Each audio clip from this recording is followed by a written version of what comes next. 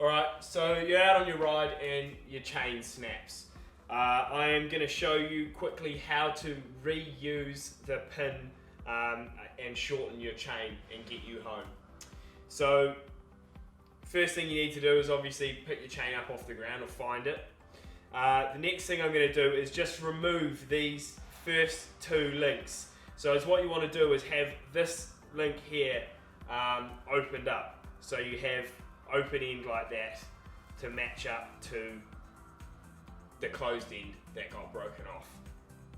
So first thing I'm going to do, I've got a workshop chain tool here, but you will need to have a multi-tool of some description with a chain tool on it to be able to do this. So what I'm doing is just pushing the pin out. Now I'm not going to push the pin all the way through.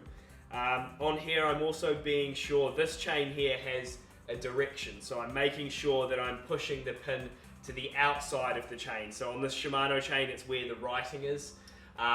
If you're not sure, it's not the end of the world. Your gears aren't going to work that well anyway after doing this, but it will be enough to get home. So on the chain tool I'm just gently winding this through and it will make a bit of a pop. That first section. Now you just want to make sure that you're not pushing the pin all the way through to the outside. You want to have it resting on the outside plate like I have it on the end one here. So it'll get to a point, once you get that first initial hard bit, it will get fairly firm about there. So I'm going to stop once it gets to that firm point, and that is when the edge of the pin is reaching that outer plate. So just backing off my chain tool a bit there.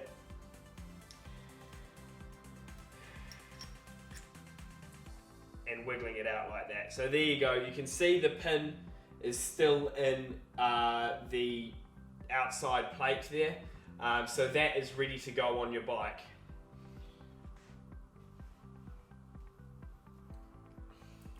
So threading the chain back through, obviously with this pin sticking out the side, you're not going to be able to thread this through the rear derailleur. So I'm going to thread this closed end through the rear derailleur from over the top.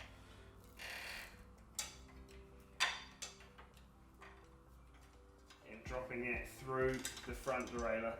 You should have enough space in the front derailleur to get the pin through there.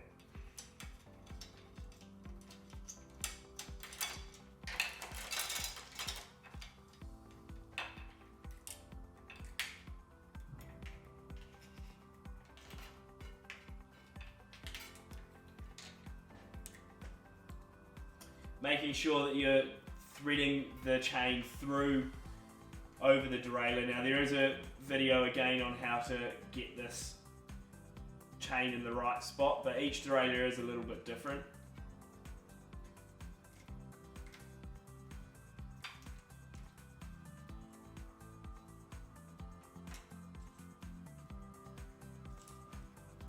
It is a little bit trickier threading it through this way. I'd generally thread it through with that open end when you're replacing the chain and thread it through from the back there, but obviously we can't do that here with your broken chain.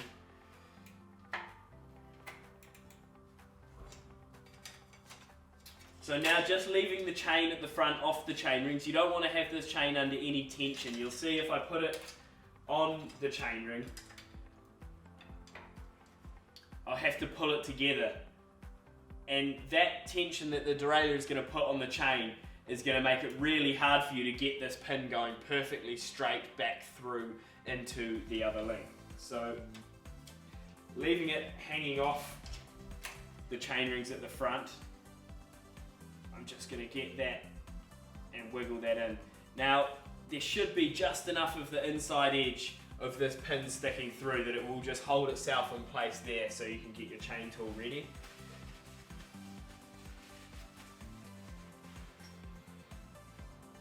And then with the chain tool, I'm just going to push that pin back through.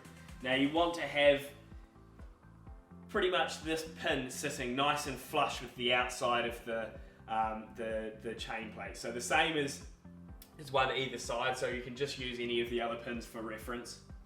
You really need to make sure that you don't push this pin too far through the chain, otherwise it will cause you more problems down the road and you probably have to end up doing this again.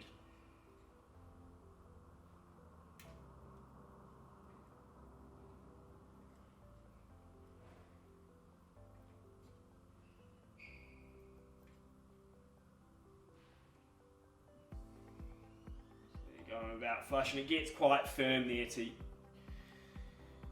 get that through. So that's in. Now that link is really stiff. So once you've done that, you're going to have to flex the chain side to side. And if it's still really stiff, like it is now, is what you can do is go back around the other side, and with your chain tool just give the chain a bit of a push back the other direction, and that will splay open these two plates a little bit. It might be easier if you take the wheel out if it's getting in the way of your hand. I'm just going to bear with it.